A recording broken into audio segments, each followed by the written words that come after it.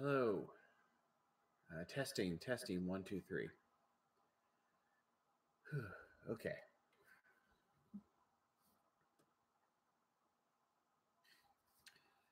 All right.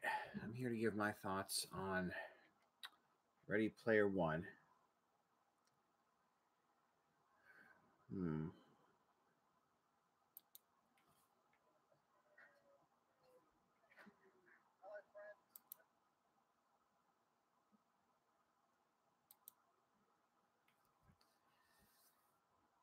I'm not exactly sure how to do this properly.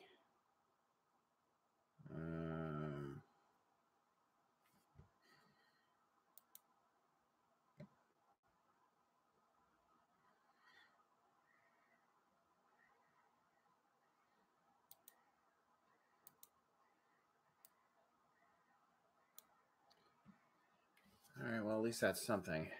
Okay.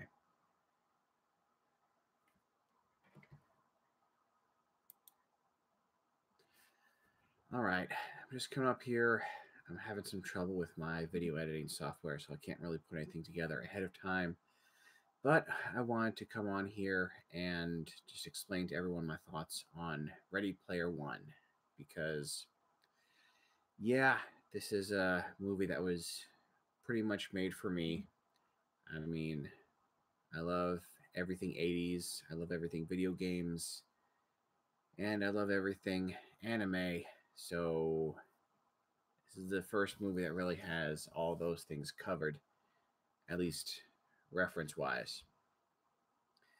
I did finish reading the book, the audiobook, the one read by Will Wheaton. And he did, such a good job of it. I didn't say "shut up, Wesley" once. So it is something to be recommended. And I had a lot of fun with it. It was kind of funny listening to it as an audiobook because, I would put these Wi-Fi, Bluetooth devices on my ears. I would shut my eyes and, sit in a dark room and just listen to it for hours on end. So it was kind of like entering the oasis, to read the book. Yeah, it's a groaner, but back in my day, the virtual reality was called books. I had to walk to the library to get them in the dead heat of summer through 12 feet of snow, uphill both ways. Yeah. I was born in late 1978, around the same time that the Space Invaders arcade game was released. So, yeah, all this stuff is my childhood. And I could go on and on about the references and what I liked. It was great seeing, the next generation stuff and all the anime stuff in there, because a lot of times that stuff doesn't get a lot of props. But at least it was kind of, given a good nod, given some good respect. So, full points for that. I think this is really a 4-star movie. Not in the sense that it's a good movie. Story is not really well told. The characters are not stupendous. It's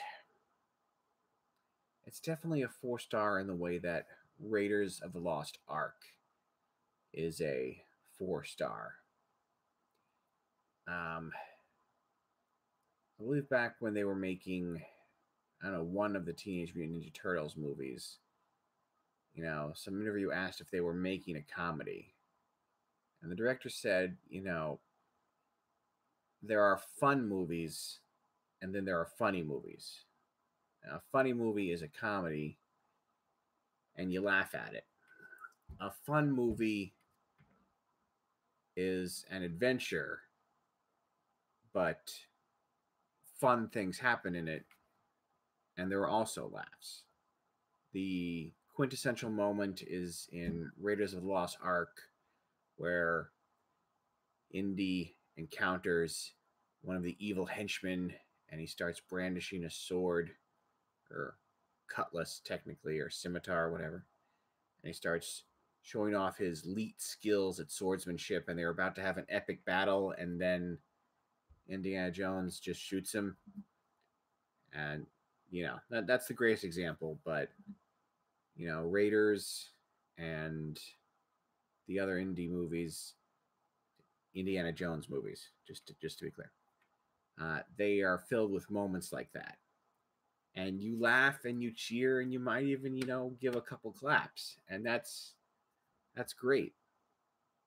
And so that's kind of the scaffolding that the movie is based around.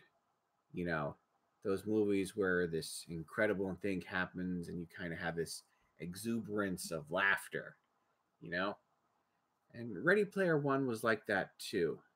Now, was I laughing at references? Yeah, you know, but is making a reference any more or less artistically valid than a silly joke?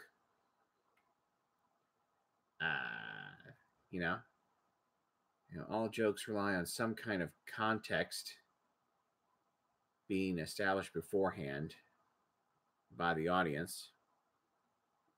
They sometimes land, sometimes don't, and they're kind of silly. So, I really don't see reference humor as being on a lower tier than other humor because, you could do slapstick, you could hit people with pies in the face. Does that make you better than someone who, I don't know, makes some internet pop culture jokes? I don't know. I really just don't see it. Now, I understand that, it was a flawed book, and so it's a flawed movie. If you don't like it, I'm not going to argue against it. There are plenty of valid reasons for that, But going to see the movie is kind of like going out on a date, you know. Could go really, really well for you. Somebody else went out on that same date. It could go poorly. I don't know what to say. I went out and I saw the movie, and I had a great time, you know. And I don't really ask for anything more than that. Like, am I going to buy the special edition Blu-ray disc and freeze frame every bit of it? Probably. I did that with the Lego movies, so I'll probably do that with this too. Does that make it a classic? Well, it makes it classic to me. I mean, how else would you know, make that distinction? If you're going to watch it a lot and be really involved with it, emotionally, I'd say it's pretty good. Now, yeah, I'm gushing, I guess, and I don't know if the movie deserves gushing. But I did. I'm not going to pick apart all the flaws. It's like the main character, he was pretty kind of unlikable, pretty flawed in the book, but he kind of, pulled himself up by his bootstraps. He eventually came around to becoming the person I could respect as a main character in the 11th hour. I usually like it to be before that, but it was enough to get me through the book. In the movie, he's a lot more likable. There's this. All right, I one thing I will discuss is the intrinsic difference. All right, intrinsic is a pretty meaningless word. I'm going to talk about the innermost fundamental difference between the book and the movie. Okay. In the book, the main character wins the contest through pure geek skills. It's kind of like those trials they have in the Fanboys movie, where on their road trip quest to see that Star Wars movie, uh, they kind of have to pass these trivia quizzes. They're kind of like challenges on their hero quest. And that's kind of what the book is like. Uh, they imply that, because he's so poor and so put upon in life and has so little, that he's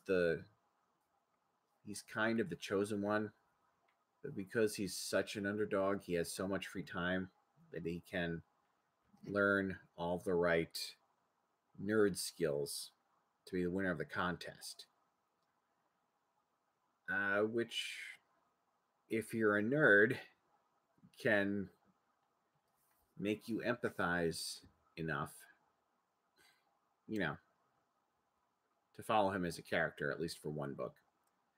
Now, with the movie, there's a distinct difference. Wade, the main character, isn't more or less hyper nerdy than, his enemies or allies, but he looks at the problem a different way. It's like he sees the Easter egg not as a video game challenge. It's not like, you know, maxing out your character in World of Warcraft. He sees it as uh, a human puzzle. He looks at the problem differently than all the other characters in that universe. He's looking at it as this is a message written by a dying man who just wants people to understand him and pass on something of himself to something else because he never had any family.